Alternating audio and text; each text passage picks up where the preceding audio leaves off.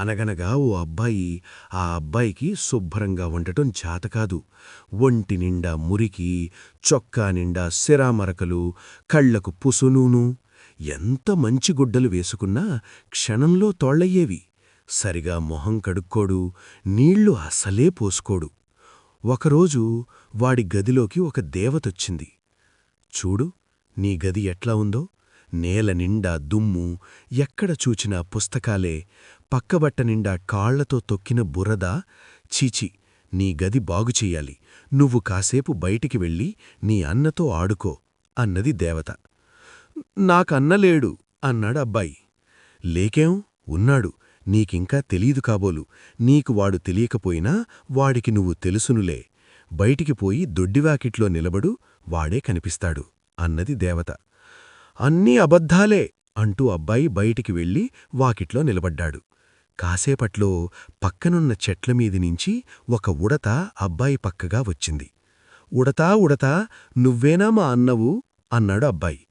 ఇంకా నయం, నేను చూడు ఎంత శుభ్రంగా ఉన్నానో, నా గూడు చూడు, నా పిల్లల గూడు చూడు, మేము మీ మాదిరిగా మురికి సహించం అని ఉడత చంగున ఎగిరిపోయింది. మరి కాసేపటికి గెంతుకుంటూ ఒక గోరింకొచ్చింది. గోరింకా గోరింకా, నువ్వేనా మా అన్నవు అన్నాడు అబ్బాయి. నాకేం కర్మకాలింది నాయనా, నేను చూడు నిక్షేపంలాగున్నాను, నా ఒంటిమీద ఎక్కడన్నా ఒక్క నెరసు మట్టి చూపగలవు అంటూ కోపంగా ఎగిరిపోయింది గోరింక. ఇంకాసేపటికి అక్కడికి ఓ పిల్లొచ్చింది. పిల్లి పిల్లి, నువ్వేనా మా అన్నవు అన్నాడబ్బాయి.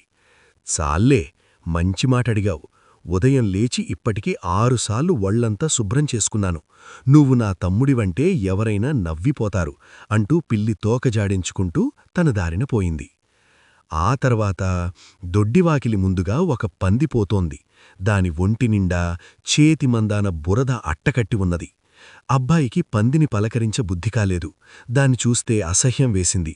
అబ్బాయి పలకరించకపోయినా పంది ఆగి, ఏం తమ్ముడు అని అబ్బాయిని పలకరించింది. నేను నీ తమ్ముణ్ణి కాను పో అన్నాడబ్బాయి.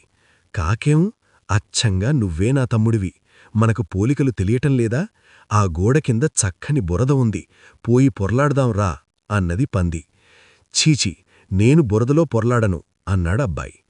ఎవరికి చెబుతావు, చూసేవాళ్లకి కళ్ళు లేవనుకున్నావా, నాతో వచ్చావంటే నాకు పోసే కుడితిలో నీక్కూడా భాగమిస్తాను అన్నది పంది. నాకు కుడితి వద్దు అంటూ అబ్బాయి ఏడవసాగాడు.